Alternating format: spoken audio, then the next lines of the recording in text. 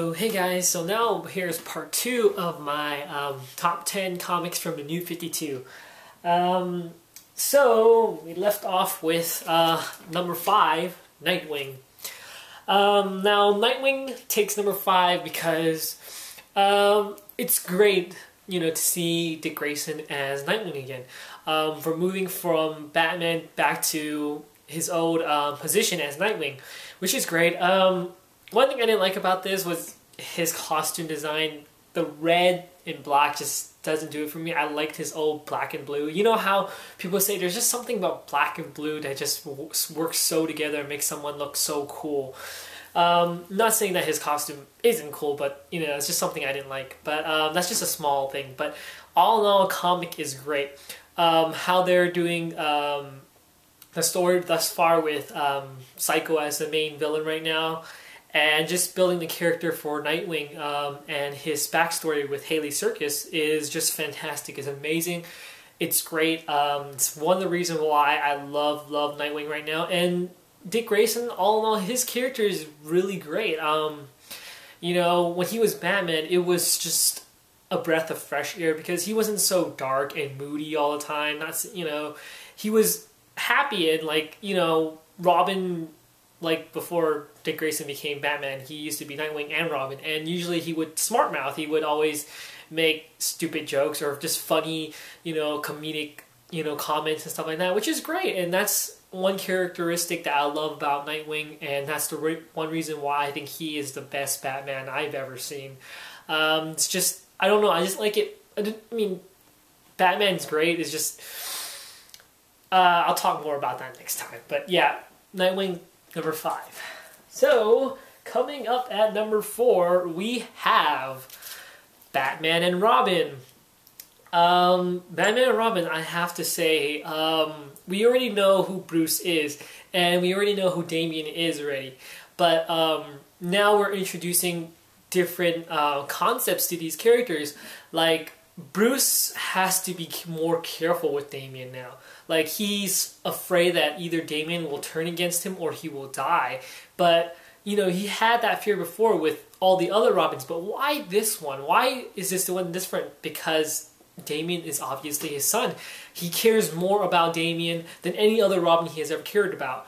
And thus, it just puts him into a limit of being a better father because you have to put, Bruce's and Damian's relationship with each other right now, which isn't doing too well at the moment, but hopefully I think they'll gradually grow on to both of them, getting into an understanding or something like that. But so far, that relationship is going great. I'm hoping things get better between Damian and Bruce, but that's what their main focus is on right now, is just Damian and Bruce's relationship with each other. That's just the main focus, and I really like it because they're just trying to build a father and son thing. And just seeing a different side of Bruce is just something we haven't seen in a while.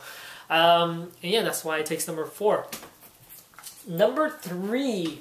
Now, number 3 on my spot. Now, this comic, I didn't think I would pick it up. I looked at it and I was like, really, am I going to get this? Like, is this going to be something that's going to wow me, or just something that's just going to, maybe not really like this character even more?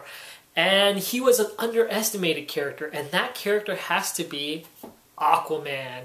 Now, there's a lot of good reasons why Aquaman takes number 3 for my spot. Is because, well, thus the story is great, introducing Aquaman, but also how, we all think that all Aquaman can do is fight, and he has no really special abilities if he's out of the water, which is not that, not that true, because in this, they prove a lot of things, that he's super strong, he's super fast, he's very agile and very, just super cool. They make him so super cool in this, and it's just so amazing.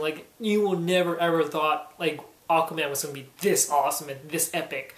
And just doing that was just really great, seeing everybody doubt him in the comic book, saying that, oh, you're Aquaman, you can't do anything. But then he proves them wrong, or he just does something that's just so flippin' out and amazing. And so far, the story, it's going great. I like the story right now. Just trying to figure out what's, the backstory between his character right now. They're character developing him, and building back his backstory and stuff like that with him in Atlantis and his father, his human father, and stuff like that. So right now he is sort of king of Atlantis, but he's not going to take up his position as it just yet. But so far, really great. I love Aquaman. That's why it takes number 3, because it's just spot on. Just, just took me off guard and just punched me in the face and be like, oh, punch me of awesomeness. But that's why it takes number 3. Now, here we go. Number 2 and number 1. So starting with number 2, I think we all know what number 2 is going to be Justice League. Justice League is an amazing, amazing, amazing comic. Just like I said, it's not easy doing a whole team character buildup of every single character in the comic. Like Teen Titans, it's hard to introduce, all these different characters like Superman, Wonder Woman, Aquaman, Green Lantern, Batman, Cyborg, and Flash. Even though we know all these characters, and you can actually pick up like the Flash comic, Batman comic, all these other comics that only deal with that one character. But this comic is basically for people who want to see more of these characters working together. And that's what happened in the old ages. People used to think that, when the Justice League comic came out, they were like, oh, you get Batman, Superman, Wonder Woman, Green Lantern, and all these different characters in one comic. We don't have to buy Batman or, Action Comics or Detective Comics or anything like that. We can just buy Justice League and get our dosage of all these great superheroes together instead of just reading one individual book. And fairly, this is great. I mean, it's amazing to see all these characters together and how they're introducing them and how they react with one another in all these different situations that's going on right now. And it's just a really, really great read. I really like it. The story, having Darkseid invading Earth and taking all these humans away is great. I mean, what kind of superhero team-up comics never start up with alien invasions or something that has to do with that? And that's just a great way to, put all these superheroes together, because you're having a big giant invasion. You need more than just one superhero to take care of them. And that's why it takes number 2. It's just a great comic. We don't really know much about these characters, but if you read the individual comics, you might know more about them. But still, introducing them one-on-one in this comic is fairly good. You don't really need to know that much. They still give you some backstory on these characters.